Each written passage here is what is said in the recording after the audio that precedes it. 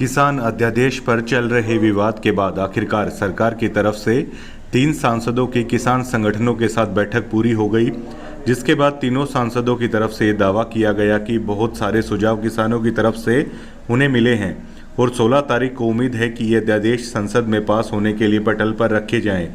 उससे पहले किसान संगठन के नेताओं के साथ केंद्रीय कृषि मंत्री नरेंद्र सिंह तोमर की मुलाकात कराई जाएगी। साथ ही किसानों की परेशानी से उनको अवगत कराया जाएगा। वहीं किसानों पर हुए लाठीचार्ज की तुलना सांसद धर्मवीर ने बेहद ही बेतुके ढंग से करते हुए कहा कि अगर कोई मच्छर बैठ जाता है तो उसको ये नहीं कहा जाता कि मच्छर काट गया, मच्छर ने कुछ नहीं किया और हमने कह दिया कि मार दिया, कहाँ पे मार दिया।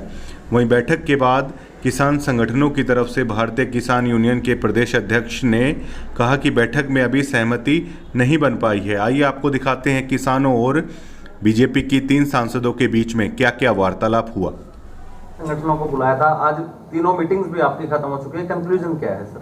देखिए, आज ये तीसरी मीटिंग थी।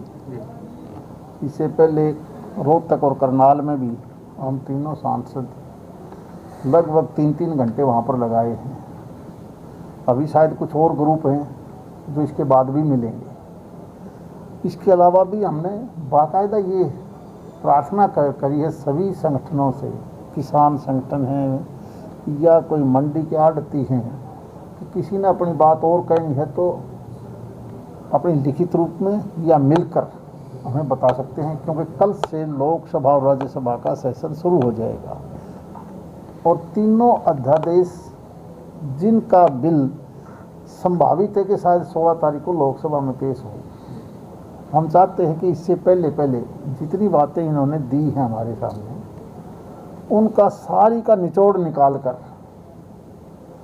हम सारी बातें लेकर अपने केंद्रीय नेतृत्व को, प्रदेश की बात हो प्रदेश स्तर पर, केंद्र की बात हो केंद्र स्तर पर, और इसमें अगर कोई अमेंडमेंट करनी भी पड़े तो क्या कर सकते हैं। कोशिश हमारी ये भी रहेगी कि हाउस में जो बिल आएगा इससे पहले 1-2 दिन का समय है हमारे पास। हम माननीय कृषि मंत्री नरेंद्र तोमर जी से, पार्टी अध्यक्ष हैं, प्रदेश के मुख्यमंत्री हैं, हम सांसद हैं और किसान यूनियन के जो भी पदाधिकारी हैं अलग अलग संगठनों के, उनसे भी चर्चा के लिए समय मांगेंगे कि ये बातें हमारे सामने आई हैं ताकि उसका पूर्ण रूप से समाधान हो जाए। क्योंकि माननीय प्रधानमंत्री जी की सोच है कि हम 2022 तक किसान की आमदनी दोगुनी करें। अगर कोई ऐसी चीज़ें आई है तो भी उसके समाधान के लिए क्या बात और जोड़ी जा सकती है या हटाई जा सकती है। हमें लगता यह है कि तीनों दिनों की मीटिंग में बहुत अच्छे सुझाव, क्योंकि किसान है, किसान को हम ये कहें कि ये किसी एक से जुड़ा हुआ है वो भी गलत है।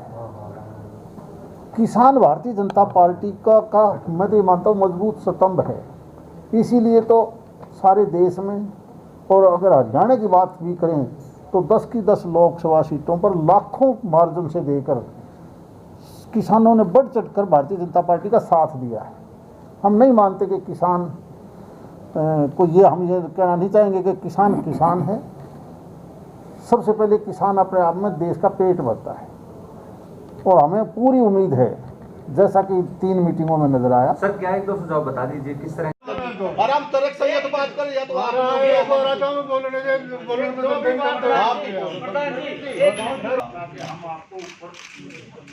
ठीक है। देखो आदम का मैसेज दूसरा साहब हमें एक आज मैसेज करना है भाई इस पर तीनों अध्यादेश पर हमारा जो कहना है नहीं आप भी को नहीं आवत है। हम ना 3 आदमी आना, ये भी किसान के बेटे आप भी किसान के बेटे हैं, आपका बता लिया अपनी बहन वापस रखेंगे जिसमें हम अपनी बात नहीं रखे हम मन खेतर में बुलाओ तो हम नहीं बुलाओ जैसे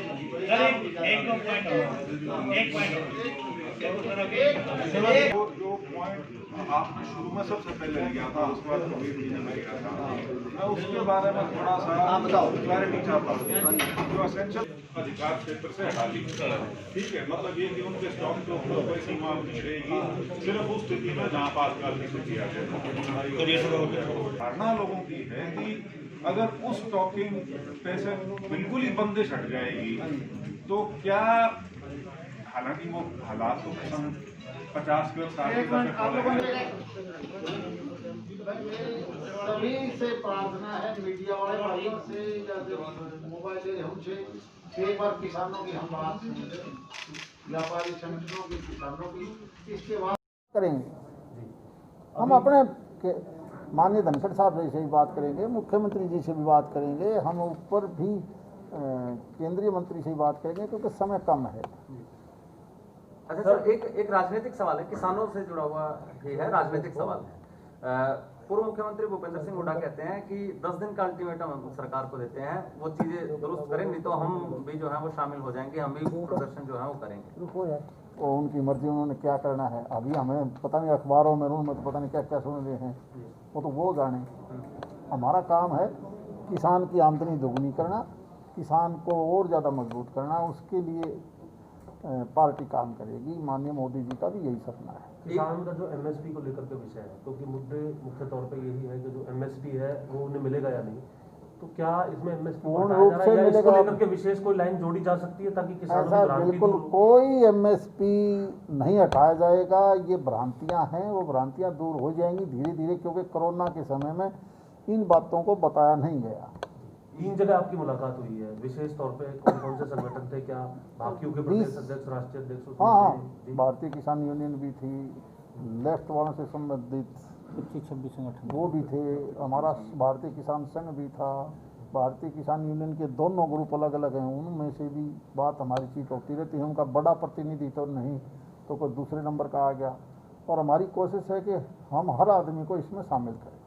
एक सर, जो किसान यूनियन के कुछ लीडर्स जो हैं, उन्होंने ये भी कहा कि कमेटी जो बनाई गई, हालांकि आप लोग कोशिश कर रहे हो कि कम्युनिकेट हो, वो ये कह रहे हैं कि हमें कमेटी के ऊपर विश्वास नहीं है, यहाँ पर तो केवल जो है अपने लोगों से बात ये बिल्कुल गलत बात है। गुरनाम सिंह जी से मेरी सुबह भी बात हुई है, उन्होंने बदकिस्मती से आज जींद का समय दे रखा था, और उन्होंने हमारे को यही आश्वासन दिया है कि दिल्ली जब मुलाकात होगी तो हम उससे पहले आपसे बैठ के बात करके हम भी शामिल होंगे।